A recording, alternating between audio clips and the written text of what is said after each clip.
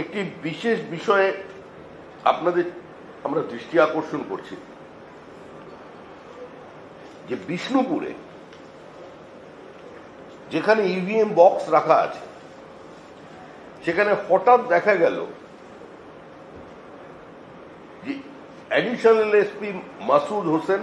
এবং বিষ্ণুপুর থানার আইসি অবনী সর্দার তারা বেশ কিছু জিনিসপত্র নিয়ে সেখানে পৌঁছলেন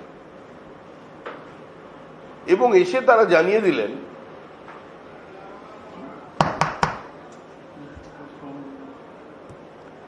যে তারা এখানে সিসিটিভি গুলি ঠিক করতে এসেছেন, যেখানে করিডোরে কোনো সিসিটিভি নেই। একটি শেষ দরজা যেটা দিয়ে পুরো কাউন্টিং স্টেশন মানে ইভিএম বক্স যেখানে রাখা আছে সেখানে ঢোকা যায়, তারা সেখানে ঢোকার চেষ্টা করলেন এবং তারপরে ওখানে আমাদের বিজেপির ক্যাম্প থেকে প্রতিবাদ করবার কারণে তারা সেই কাজ শেষ পর্যন্ত করতে পারেননি। এবং এক্ষেত্রেও আমরা নির্বাচন কমিশনকে জানাচ্ছি, কারণ সেখানেও কেন্দ্রীয় বাহিনীকে আজকে অনুপস্থিত দেখা গেছে।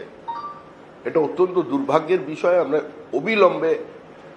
এর ব্যবস্থা নেবার কথা বলছি এবং নির্বাচন কমিশনকে আমরা জানাচ্ছি যে অ্যাডিশনাল এসপি কার্যত আমাদের ওখানকার যিনি প্রার্থী বিদায়ী সাংসদ সৌমিত্র খাঁ তিনি অভিযোগ করেছেন ইভিএম বক্স বদলানোর কারণেই এবং সেই উদ্দেশ্যেই আজকে মাসুদ হাসান এবং অবনী সর্দার তারা